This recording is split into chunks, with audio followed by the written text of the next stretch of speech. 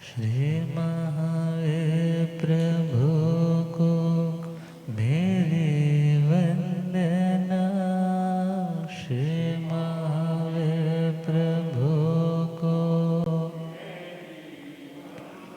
वंदना वंदना वंदना वंदना वंदना वंदना वंदना।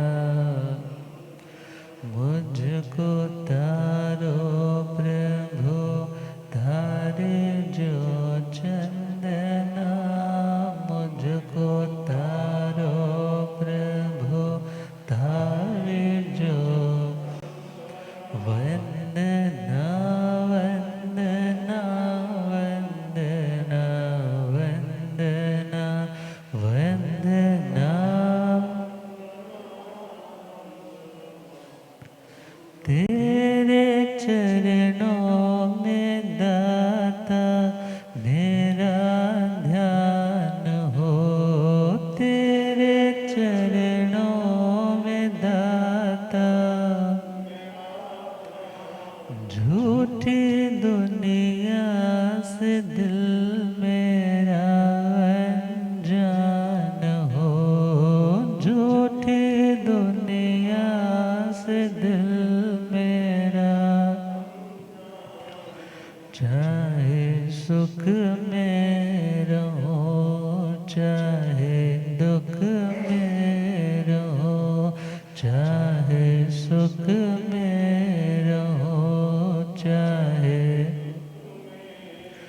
समता टूटे नहीं है यही स्पंदना। समता टूटे नहीं है यही वंदना वंदना वंदना वंदना वंदना वंदना वंदना। अनंत अनंत शांति के निकेतन शासनवती श्रमण भगवान महावीर स्वामी के पावन चरणारविंदों में हार्दिक भावना वंदन नमन। मेरे अंधेरे जीवन को रोशनी प्रदान करने वाले परम उपकारी आगम ज्ञान के भंडार आगम ज्ञाता आगम पुरुष जिन शास्त्र रतन हिमाचल केसरी उपाध्याय भगवंत श्रद्धेय गुरुदेव श्री जितेंद्र मुनि जी महाराज साहब के पावन चरण कमलों में हार्दिक भावना वंदन नमन। आदरणीय सेवा भावी श्री प्रशमित मुनि जी, धर्म सभा में उपस्थित धर्मानुरागियों, सुशीलवती माताओं एवं बहनों, असीम पुण्योदय से भाग्योदय से आप सबको संतों का समागम और वीतरागवाणी श्रवण करने का सुअवसर प्राप्त हो रहा है। श्रीमद् उत्तराध्ययन सूत्र 29वां अध्याय सम्यक्त पराक्रम और उसी के अंतर्गत 73 बोलों में 34वां बोल आहार पच खान से आत्मा को क्या मिलता है, उसके ऊपर चिंतन चल रहा है। प्रश्न अक्सर लोग कर देते हैं कि जैनियों की तपस्या करना बहुत मुश्किल काम है। क्या इस तरह से भगवान जल्दी मिल जाता है? क्या भूखे रहने से, खुद को कष्ट देने से कोई परमात्मा प्रसन्न हो जाते हैं? तो ध्यान देना है, जैन पद्धति में जितनी भी तपस्या है वो किसी को खुश करने के लिए नहीं है।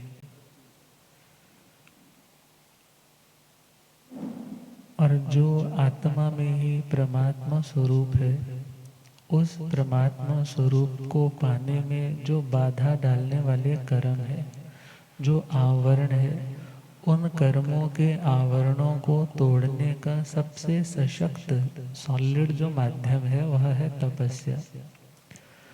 तो आहार पच्च खान भी उनमें से एक है। 12 तरह की तपस्या है, तो उनमें फर्स्ट नंबर अनशन तपस्या का रहता है। तो शास्त्रों में इस पर चिंतन चला है कि व्यक्ति भोजन पानी बंद कब करे। उसके 6 कारण आते हैं। पहला कारण 26वें अध्याय में समाचारी अध्ययन में ही आता है। आयंके ओ सज्ञे तितिक्षया बम्बचेर गुत्तिसु पाणी दया तव हेयुम शरीर वो क्षीण अट्ठाए। पहला रीजन है आतंक, मीन्स शरीर में कोई ऐसा भयंकर असाध्य रोग पैदा हो गया कि जिसके इलाज का और इलाज होने के बाद भी स्वस्थ होने की कोई जिम्मेदारी नहीं है। और ऐसे किसी रोग का आतंक देह में है, तो ऐसे टाइम में वो आत्मा सोचता है कि मुझे इस भोजन के माध्यम से विराधना को बढ़ाना नहीं है, देह आसक्ति को बढ़ाना नहीं है, बल्कि मुझे तो देहातीत होने का अभ्यास करना।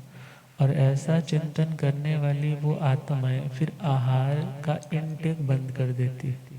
पहला कारण आतंक। दूसरा रीजन बताया है उपसर्ग। उपसर्ग का मतलब कोई ऐसा कष्ट, कोई ऐसे जिंदगी के सर्कमस्टांसेस बन जाते हैं कि जहाँ पर या तो अनैतिक अधर्म को सिलेक्ट करना है या धर्म के मार्ग पर अडिग रहना है। तो ऐसे स्थान पे वो आत्माएं फिर क्या सिलेक्ट करती, क्या चूज करती कि हमें मरना मंजूर है, मगर अपने उस नियम का तोड़ना मंजूर नहीं है। तो उस दृष्टि से देखे जो आत्माएं सगारी संधारण करती थी, अब सुदर्शन जी का आता है। सुदर्शन जी ने अब उस अर्जुन माली को आते हुए देखा है, मगर उन्होंने डरे नहीं, घबराए नहीं। तो ऐसे टाइम में क्या पच्च खान कर दिया, आहार का पच्च खान कर दिया।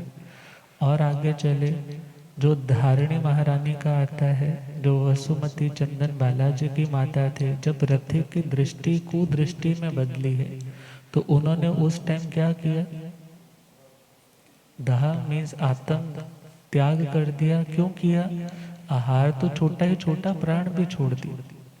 तो मीन्स यदि कोई ऐसा अचानक कष्ट आ जाए, क्यों, क्योंकि तपस्या में भी विशेष बल रहता है, और जब वो तपस्या से बल जागृत होता है तो सामने वाली वो आसुरी शक्ति या कोई वो परिसर उपसर्ग फिर हमारे ऊपर ज़्यादा हावी नहीं हो पाता।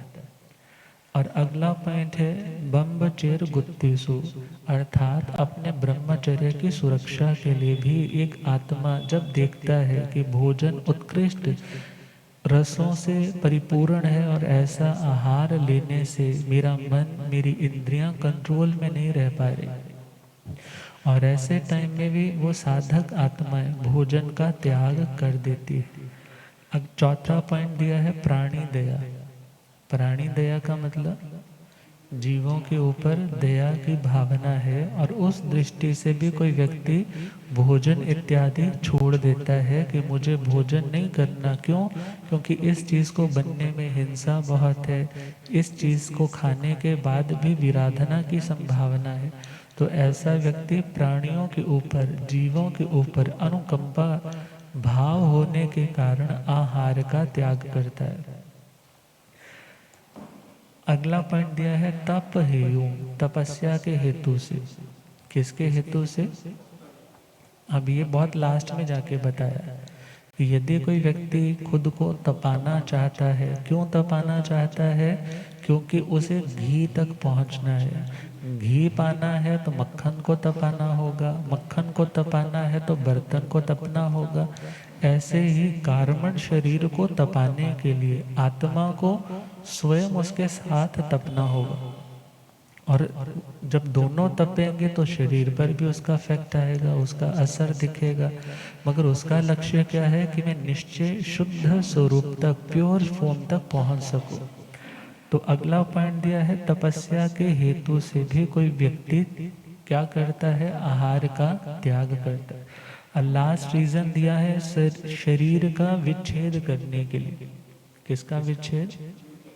मीन्स शरीर और आत्मा का जो ये बंधन है, जो कॉन्ट्रैक्ट है, जो रिश्ता है, उस रिश्ते को झूठा समझ करके, क्योंकि इसने टूटना ही है, ऐसा चिंतन करके वो व्यक्ति फिर अपने देह के प्रति अपनी आसक्ति को कम करते करते उसे नष्ट करने के लिए क्या ग्रहण कर लेते हैं? अनशन।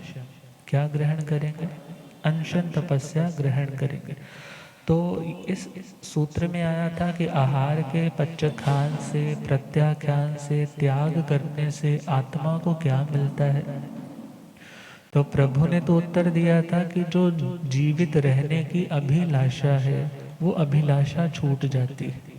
अभिलाषा छूटने का मतलब कि मैं जीऊंगा तो मैं ये करूंगा, मैं वो करूंगा, मैं ये सुख भोगूंगा इत्यादि सारी तमन्नाएं कब छूटती हैं? क्योंकि सबसे ज़्यादा हमारी बॉडी का आश्रय स्थल कौन है? भोजन। यदि भोजन है तो शरीर टिकता है, भोजन नहीं है तो शरीर लंबे वक्त तक नहीं टिकता। भोजन को हो, पानी को हो, तो चारों आहारों का त्याग।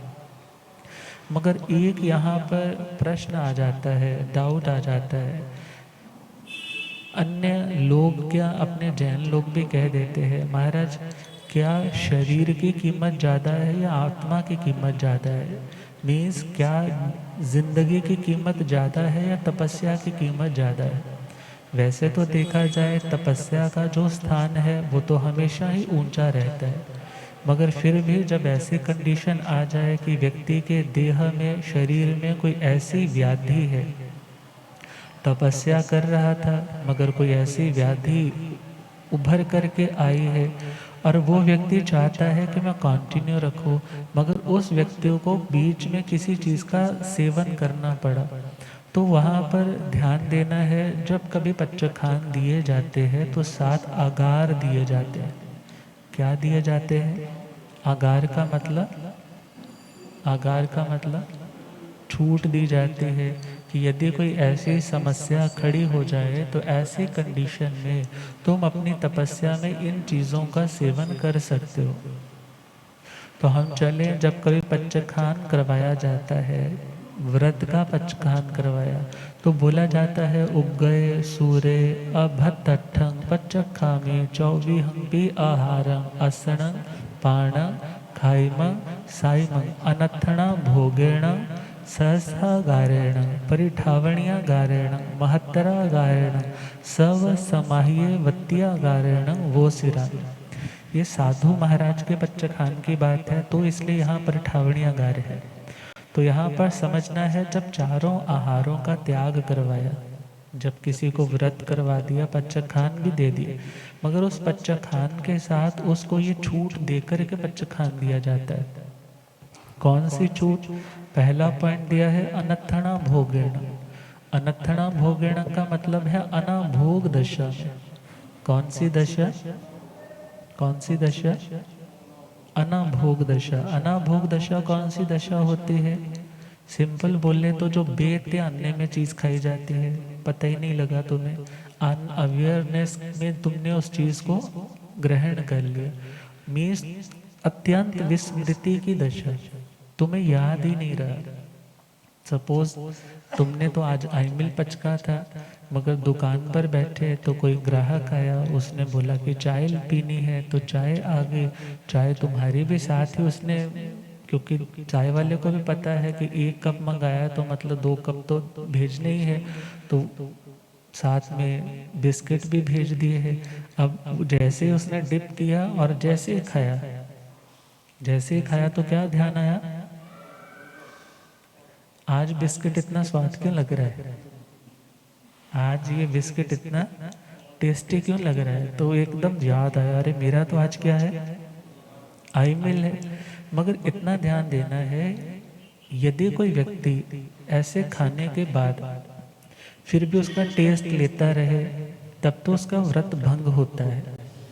और अदरवाइज यदि वो उसी टाइम उठ करके कुल्ली करके अपने मुंह को शुद्ध कर ले तो उसका व्रत भंग नहीं होता। उदास होने की ज़रूरत नहीं, खिन्न होने की ज़रूरत नहीं, टेंशन लेने की ज़रूरत नहीं कि मेरा तो व्रत टूट गया, मैंने ऐसे खा लिया। बल्कि यदि तुमने ऐसे कभी ले भी लिया गलती से और तुमने जैसे पता लगा निकाल भी दिया तो तुम्हारा व्रत टूटता नहीं है, तुम्हारा व्रत टूटता नहीं। अब आगे चले, सेकंड पॉइंट है सहसा गारेण। सहसागार का मतलब होता है सहसा, सहसा मतलब अचानक, सहसा का मतलब अचानक। अचानक को हम ये भी कह सकते हैं, कभी व्यक्ति शीघ्रता में तेजी में जा रहा है तो अब इतनी अंदर से तेजी है तो एकदम से सपोज कोई चीज़ मुंह में डाल ली, ध्यान नहीं रहा। भले हम कहें अनाभोग और सहसागार में ज़्यादा अंतर नहीं पता चल रहा, मगर सहसागार में तो भूलना नहीं है, बल्कि वो अचानक से उस चीज़ को याद था मगर अचानक से क्या हो गया, जैसे सपोज करो उसने बच्चे खान लिया कि मैं सचित पानी नहीं लूँगा, अब चल रहा है, बारिश हो गई, ऊपर से बारिश हो गई तो एकदम से उसको सपोज करो उबासी आ गई या कुछ ऐसे मुंह खोला तो पानी का ड्रॉपलेट चला गया, तब ये नहीं है कि उसका व्रत टूट गया। यदि ये हो कि वो चातक की तरह मुंह खोल करके ऐसे उसके ड्रॉप्स को मुंह में इकट्ठा करे तब तो मान्य, मगर यदि अचानक ऐसे कोई चला जाए तो उसका व्रत भंग। जैसे सपोज करो तुमने तो आज बच्चे खान लिया, मैंने उपवास करना है, मगर तुम मधानी लेकर के क्या रिड़क रहे हो, हाँ, अब वो दही को तुम जैसे रिड़क रहे थे तो दही रिड़कते रिड़कते क्या हुआ, एक छींट तुम्हारे एक छींट मुंह में चली गई। अब जैसे ही वो मुंह में गई है उसका खट्टा सा टेस्ट भी आया, मगर तुमने उसी टाइम क्या कर दिया, उसको उठे और यत्न से उसको जाकर के निकाला, मुंह साफ कर लिया। क्यों? क्योंकि मेरा तो आज क्या है, उपवास। मगर यदि सपोज चला गया तो तुम्हारा व्रत टूटा। बहुत बार होता है ना, बहनें भोजन बनाती है तो आदत होती है टेस्ट करके, नहीं तो बाद में सुनना पड़ता है नमक कम है, मिर्ची कम है। अब यदि तो वो जानबूझ करके खाए तब तो व्रत टूटा, मगर जानबूझ के नहीं, मगर रेगुलर का वैसा अभ्यास है तो मुंह में ऐसी चीज चली गई, जैसे याद आया निकाल दिया, तो उसका व्रत टूटता नहीं है। दो बातें। तीसरा पॉइंट है परिठावणीयागार। ये साधुओं के लिए होता है, गृहस्थों के लिए नहीं होता। परिठावणीय का मतलब है सपोज 4 संत है, 4 संतों में 2 के उपवास है और 2 गोचरी वाले हैं। अब पुराने टाइम में जाएं तो गोचरी की व्यवस्था के लिए वो लोग कितनी मेहनत करते थे और लोगों में भी उतनी अवेयरनेस थी। अब यदि कुछ लाए हैं और एक टाइम करना है, रखना है नहीं है, तो ऐसे सिचुएशन में वो क्या सोचते हैं कि अच्छी उत्तम चीज़ है, परठनी भी क्यों है, पहली कोशिश क्या करते हैं कि वो खुद खा ले। खुद नहीं खाई जाती तो क्या कहते हैं कि तुम्हारा व्रत है, हम मानते हैं, मगर जो हम लाए हैं ये निर्दोष है और निर्दोष गोचरी तो अमृत के समान है, तुम इसे ग्रहण कर लो, इसकी अवज्ञा ना हो। और यदि वो उस प्रठावनिया को मतलब थोड़ा सा यदि बच्चा है उसको ग्रहण भी कर लेता है तो भी उसका व्रत टूटता नहीं। मगर आज के टाइम में 99% कोई नहीं ऐसे करता। साधु सत्यों में भी कोई प्रठावनिया नहीं लेता। किस दृष्टि से? क्योंकि आज के टाइम में गोचरी की वैसी असुविधा किसी को नहीं है। मीन्स भले 2 4 5 घरों में संघट्टा हो भी जाए फिर भी गोचरी पूरी हो जाएगी, अच्छे से मिलेगी। अब यहाँ विचार करना है, यदि सपोज ऐसी कंडीशन में बच गया तो उसके पास ऑप्शन है शाम को ले लेगा, क्योंकि आज के टाइम में कितनी बार गोचरी जाना है, 3 टाइम जाना है। और फिर भी कभी कुछ ऐसा हो जाए तो उसकी क्या कोशिश होती है, वो कहता है भाई मेरे को दोष नहीं लगाना, मेरा तो आज व्रत है। तो ऐसी सिचुएशन में यदि फिर भी बच जाए और ग्रहण भी ना करे तो उसको परट सकते हैं। तो उसको क्या कर सकते हैं, एकांत स्थान में, निर्जन स्थान में जाकर के उसको बुसरा सकते हैं। अब विचार करना है, यदि सपोज वो उस परठावनिया को ग्रहण करता है, मीन्स करते थे, तो उससे उनका व्रत टूटता नहीं था। अब अगला पॉइंट है महत्तरागारण। महत्तरागारण का मतलब महत्तर, मतलब जो बहुत बड़ा है। जैसे मान लो बड़े गुरुदेव है और बड़े गुरुदेव सपोज छोटे महाराज ने कुछ तपस्या एकाशना ही कर रखा है और बड़े गुरुदेव ने कहा कि चलो ये थोड़ा सा और ले लो, वो उठ गए हैं करके, मगर बड़े महाराज ने क्या बोला कि थोड़ा और ले लो तो दोबारा से बैठ कर के थोड़ा ग्रहण कर सकते हैं, यदि बड़े कहते। और इसमें क्या है कि उस शिष्य की विनम्रता झलकती है। विनम्रता अपने आप में तपस्या है, विनयशीलता अपने आप में तपस्या है। और यदि तपस्या करते हुए भी यदि हमारे पारिवारिक व्यवस्थाएं खराब हो रही है, बड़ों की कदर हम कम करने लग पड़े हैं, तो ऐसी तपस्या का ज़्यादा लाभ होने वाला। तो ये समझाने के लिए कि यदि सपोज बड़े कुछ कह दे तो ऐसी स्थिति में कहते नहीं है ऐसे, मगर यदि उन्हें पता है कि आज ये बिना अच्छी से खाए उठ गया है और किसी मन में उदासी है इसलिए उठ गया है, तो उसको दोबारा पकड़ के बोलेंगे तो बैठ और खा। वो बोले मेरा एकाशना मैंने तो खा लिया, मगर वहाँ पर कौन सा आगार है, महत्रागार है। अब ये चीज़ें कर सकते हैं, कोई करता है नहीं करता है उनकी ऑप्शन है, मगर इसको कल्चर नहीं बनाया जा सकता कि मोह के कारण चलो मैं इसको बोलूँ दोबारा से दोबारा और खा ले। ये साधना में के मार्ग में वहाँ पर मोह का काम नहीं है, वहाँ पर तो साधना जिन चीज़ों से निमित्तों से और ऊंची उठे उसके यहाँ पर प्रावधान किए जा रहे। अगला पॉइंट है सव समाह्य वत्यागारण। सव समाहि का मतलब सभी तरह से समाधि। समाधि का मतलब है ऑल वेल। समाधि का मतलब क्या है, ऑल वेल, सब कुछ ठीक है जी, किसी तरह की कोई प्रॉब्लम नहीं है, ना शरीर में ना मन में, सब कुछ ठीक है। मगर सपोज तपस्या कर रहे थे, एकदम कोई ऐसी रोग की आशंका भीतर, कईयों के होता है ना, कुछ खाया अफारा पड़ गया, नहीं खाया पेट में कोई भयंकर वेदना, मानो वो मरण आसन सा मरणांतिक सा कष्ट झेल रहा है कि बस अब जान निकली, अब जान निकली। और ऐसी कंडीशन में सपोज उसकी तपस्या चल भी रही है और यदि वो सहता है तो उसका आत्मबल है, मगर ये पंजाबी में बोलें तो अड़ी नहीं करनी कि मैं दवाई नहीं लूंगा, मैं औषधि नहीं लूंगा। मैं सब लोग कह रहे हैं, संघ भी कह रहा है, गुरु महाराज भी कह रहे हैं।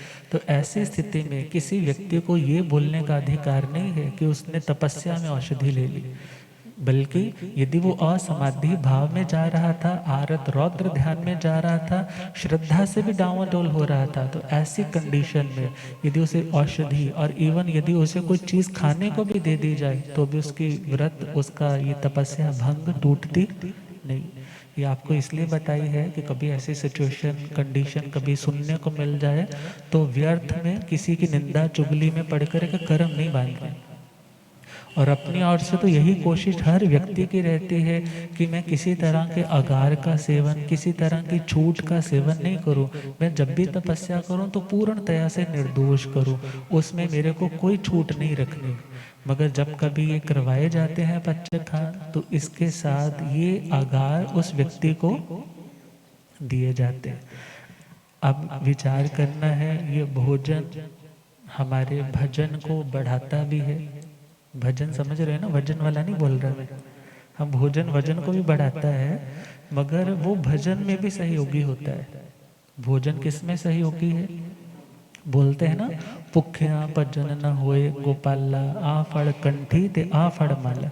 मीन्स भजन करना, स्वाध्याय करना, तो वहाँ पर शास्त्रों में 6 कारण भोजन करने के भी बताए हैं कि वो क्षुधा वेदनीय सही नहीं जा रही, भूख सही नहीं जा रही, पैंग्स ऑफ हंगर उसको फील हो रहे, ऐसे टाइम में प्रभु कहते हैं तुम भोजन कर सकते हो।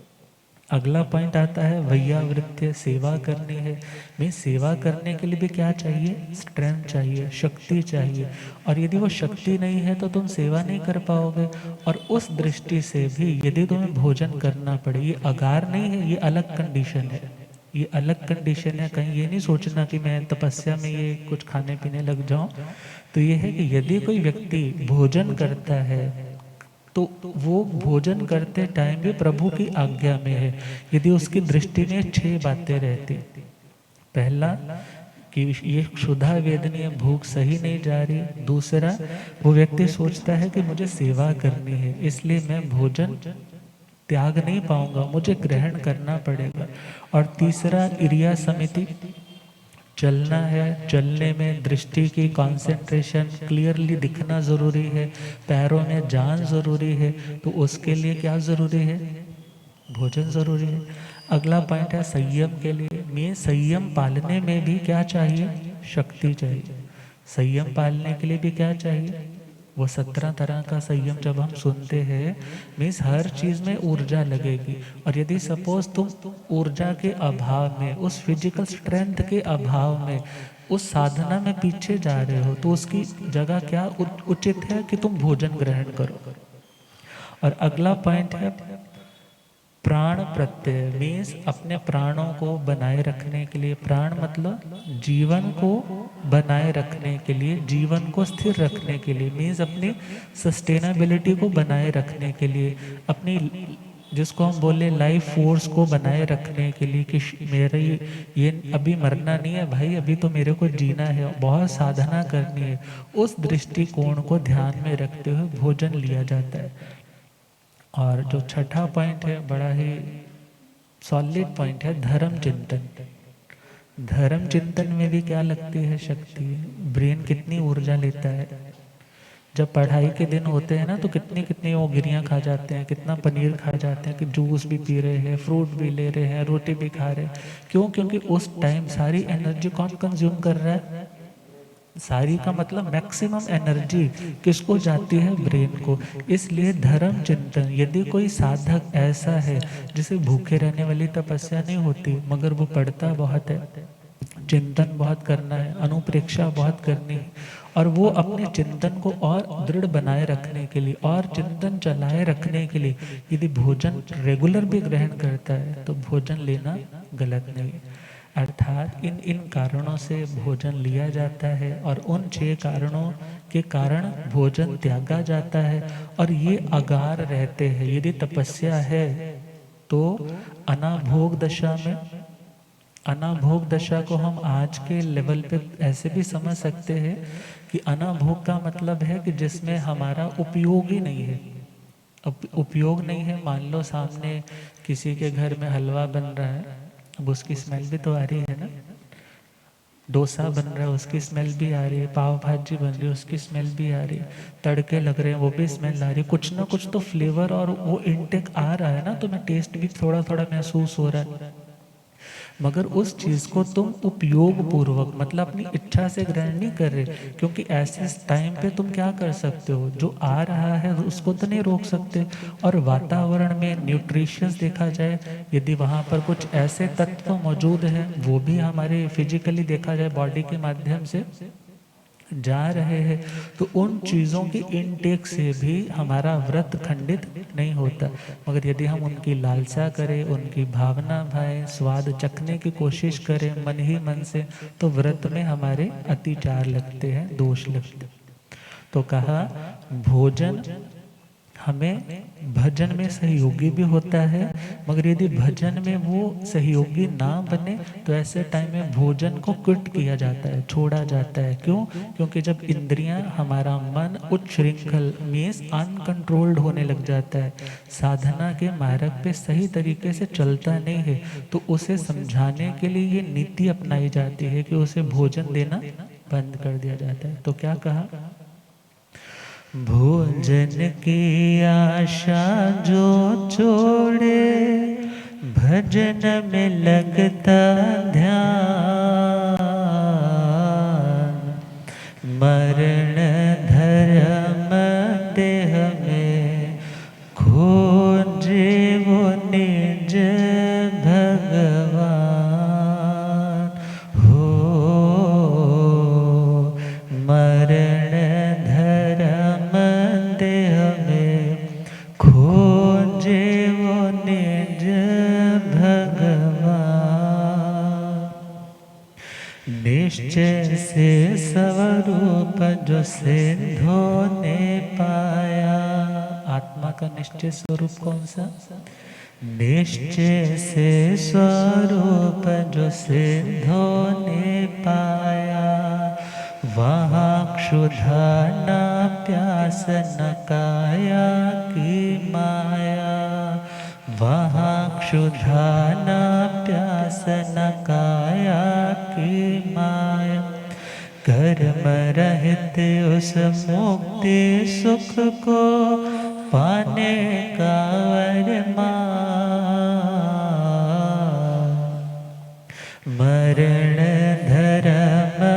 देह में खोजे वो निज भगवान हो।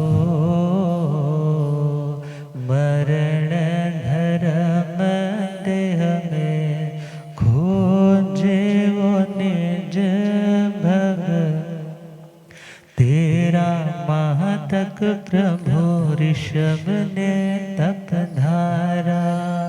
तेरा माह तक ऋषभ प्रभु ने तप धारा। श्रेयांस के हाथों इक्षुरस को स्वीकारा।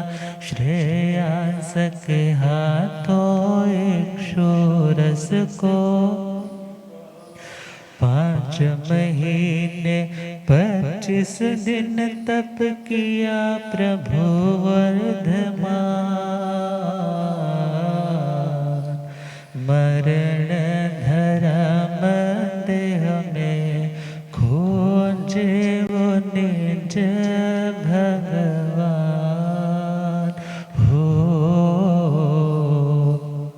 मरण धर्म देह में खोजे वो निज भगवान।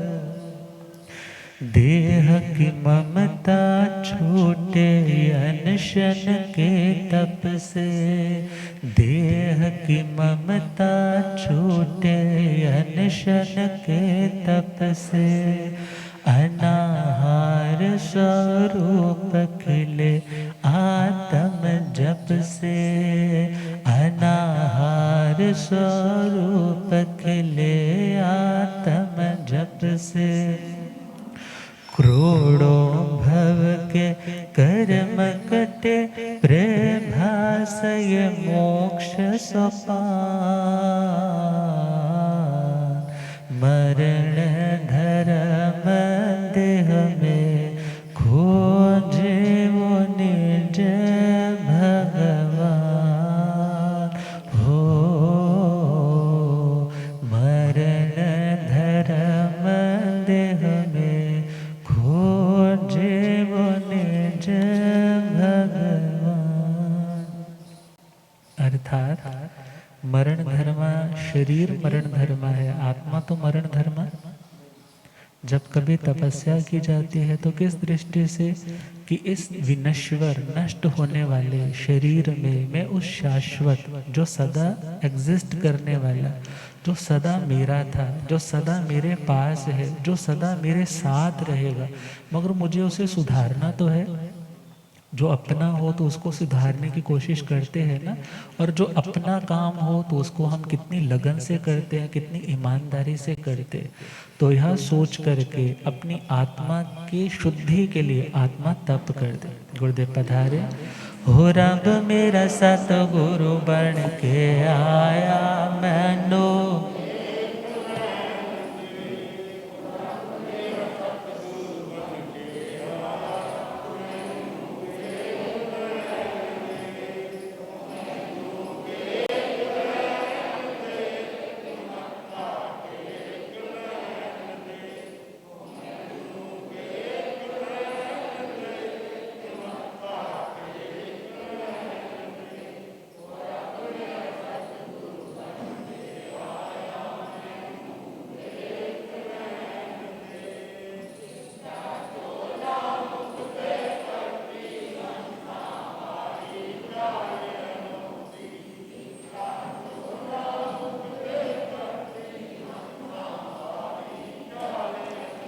होते झुकना है संसार मैनो। होते झुकना है संसार मैनो। हो रब मेरा सतगुरु बन के आया मैनो। बोलिए आगम ज्ञाता आगम पुरर्जन शास्त्र तन हिमाचल केसरी उपाध्याय भगवंत श्रद्धे गुरुदेव श्री जितेंद्र मुनि जी। तो हम जिन टॉपिक्स को सुन रहे हैं कि आहार का त्याग करें, सहयोग लेने का त्याग करें कि मुझे किसी से हेल्प नहीं लेनी है, तो ये सारी चीज़ें किसके लिए, ये सारी साधनाएं फॉर व्हाट, किस रीज़न के लिए? तो देखा जाए कषायों को कमज़ोर करने के लिए। किनको कमज़ोर करने के लिए? यदि ये इतना कुछ करने के बावजूद भी किसी के कषाय बढ़ रहे हैं, क्रोध बढ़ रहा है, अभिमान बढ़ रहा है, माया के भाव बढ़ रहे हैं, लोभ बढ़ रहा है, तो इट मीन्स वो तपस्या उसके आत्मा के हित में नहीं जा रही, जिससे उसका कल्याण होता, जिससे उससे कोई लाभ होता, उस लाभ की दृष्टि से वो तपस्या हो ही नहीं रही। तो प्रभु ने अगला जो प्रश्न और जिज्ञासा उनके चरणों में आई, तो समाधान प्रभु फरमा रहे। प्रश्न आया कि कसाय पच्च खाणेण भन्ते जीवे किम जने, कि हे प्रभु कषायों का प्रत्याख्यान करने से, किसका? कषायों का प्रत्याख्यान। प्रत्याख्यान का मतलब त्याग, उसका नियम करना, प्रतिज्ञा लेना कि मैं दोबारा से इनका सेवन नहीं करूँगा। उससे मिलेगा क्या? तो प्रभु कहते हैं कसाय पच्च खाणेन वीय राग भावम जणे। पच्च खान लेने से, कषायों का त्याग करने से आत्मा में वीतराग भाव आएगा। कौन सा भाव? वीतराग भाव आएगा। मीन्स परमात्मा भाव। जैसा एक परमात्मा के अंदर आनंद होता है, उसको जो फीलिंग होती है, वैसी फीलिंग आप अनुभव कर सकते हैं। किस माध्यम से? कषायों का त्याग करके। और वीय राग पड़ी भन्ने वीयणं जीवे सम सुह दुखे भवई।